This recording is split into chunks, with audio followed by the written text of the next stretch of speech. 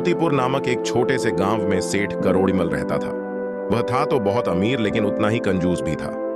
पूरे गांव वाले उसके इस कंजूस बनने से बहुत परेशान थे। एक दिन सेठ बाजार में एक आलू की दुकान पर जाता है। सेठ, अरे ओ भाई, आलू कैसे दिए? आदमी, आरएस देन किलो सेठ जी। सेठ, अरे ओ भाई, आलू बेच रहे हो या सोना?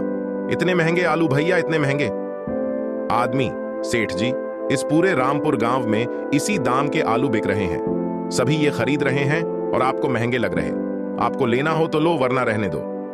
सेठ, अरे नहीं भाई, इतने महंगे आलू का भला मैं क्या करूंगा? नहीं चाहिए भाई, ये आलू तुम्हारे रखो अपने पास। वही कुछ दूरी पर चलकर सेठ करोड़ीम को एक कपड़ों की दुकान दिखती है।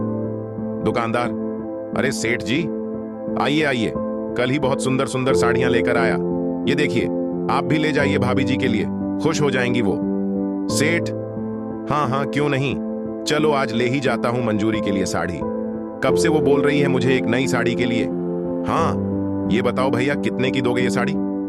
दुकानदार, अरे ज्यादा महंगी नहीं है सेठ जी, बस RS 500 की है। सेठ, क्या कहा? RS 500? अरे भाई, इतनी महंगी, वो भी ये मामूली सी साड़ी? नहीं नहीं भाई, रहने दो। मंजूरी भला इतनी महंगी साड़ी का क्या करेगी? उसके बाद सेठ वहां से आगे चला जाता है। दुकानदार, अरे पता नहीं कब इस कंजूस सेठ को थोड़ी सद्बुद्धि आएगी। जब देखो तब कंजूसी है। सेठ अपने घर जाता है। मंजूरी, अरे आ गए आप? आपको आलू लाने के लिए कहा था। ये क्या, आप तो खाली हाथ ही आ गए। अब मैं क्या बनाऊंगी? सेठ, अरे भाग्यवान, बहुत महंगे थे आलू इसलिए नहीं लाया, पर तुम कुछ और सब्जी बना लो। मंजूरी, हे भगवान, पता नहीं ये किस आदमी से पाला पड़ गया है। हर वक्त तुम्हारी कंजूसी से तंग आ गई हूं। मुझे कुछ नहीं पता, मेरा कई दिनों से आलू खाने का मन है। कल मुझे आलू चाहिए बस, वरना मैं कल खाना नहीं बनाऊंगी। बता देती हूं आपको। अगली सुबह एक नौकर सेठ के पास आता है। नौकर, सेठ जी, आपने कई महीनों से मेरी पगार नहीं दी है। सेठ, अरे पिछले महीने ही तो दी थी तुझे तेरी पगार।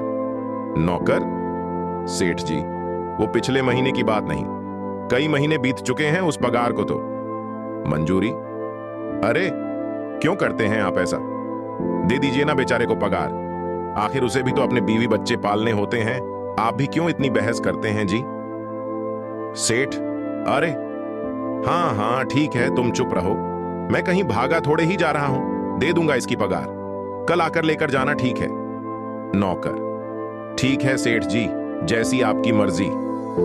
ये बोलकर नौकर वहां से चला जाता है। अगली सुबह सेठ अपनी दुकान पर जा रहा होता है कि तभी गांव के दो लोग आपस में बात कर रहे होते हैं। पहला आदमी, अरे भैया, सुना है पास वाले गांव में बहुत सस्ते में आलू की बोरियां मिल रही हैं। दूसरा आदमी, हाँ भाई, सुना तो है, मैं तो कल ही जाऊंगा, आखिर ये ऐसा मौका फिर मिले या ना मिले।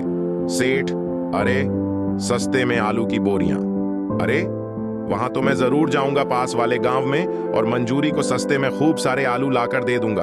हाँ, थोड़ी ही देर में सेठ दूसरे गांव पहुंचता है और काफी सस्ते में ही आलू की बोरी ले लेता है। सेठ, ओहो, अब मैं ये आलू की बोरी लेकर कैसे जाऊंगा? सेठ बोरी को उठाने की कोशिश करता है। सेठ, अरे यह तो बहुत भारी है, मुझसे तो उठ ही नहीं रही, लगता है इसको ले जाने के लिए किसी सवारी की जरूरत होगी। तभी उसे रास्ते में एक घोड़े का रथ दिखता है। सेठ, अरे ओ रथ वाले भैया, तनिक रामपुर गांव चलोगे क्या?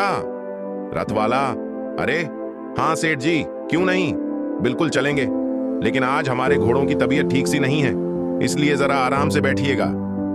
सेठ, अरे हाँ भाई, ठीक है। और रथ चलने लगता है। थोड़ी देर बाद रथ का घोड़ा बहुत तेज भागने लगता है। सेठ, अरे भैया, ये क्या कर रहे हो? तनिक अपने घोड़े को थोड़ा धीरे चलाओ भाई। रथ वाला, अरे सेठ जी, मैंने तो पहले कहा था कि मेरे घोड़ की तबीयत ठीक नहीं है, अब ये रुक ही नहीं रहा है। सेठ, हे भगवान, अरे आज तो लग रहा है कि तुम्हारा ये घोड़ मेरी जान लेकर ही छोड़ेगा। हे भगवान, आज मेरी जान बचा ले, पूरे गांव को भोजन कराऊंगा। सेठ कई बार ऐसा बोलता है। थोड़ी देर बाद अचानक से घोड़े का रथ रुक जाता है। सेठ, आज तो बाल बाल बचा, वरना ये घोड़ा तो मुझे मार ही डालता। हे भगवान, तेरा बहुत बहुत धन्यवाद। रथ वाला, अरे सेठ जी, अब तो आपको पूरे गांव को भोजन कराना पड़ेगा। सेठ जी, आप मुझे मत भूल जाइएगा। मैं अभी जाकर पूरे गांव वालों को बता देता हूं कि करोड़ीमल सेठ पूरे गांव को दावत देने वाले हैं। हाँ, ऐसा बोलते हुए वह रथ वाला वहां से चला जाता है। सेठ, अरे ये क्या बोल दिया मैंने? ऐसी गलती कैसे हो गई मुझसे? अब ये रथ वाला सारे गांव वालों को जाकर बता देगा कि मैं दावत देने वाला हूं और सारे गांव वाले मेरे घर आ जाएंगे। फिर तो सभी गांव वालों को भोजन कराना पड़ेगा मुझे, और अगर सभी गांव वालों को भोजन नहीं कराया तो मेरी बड़ी बदनामी होगी। अरे अरे अरे, ये क्या हो गया मुझसे?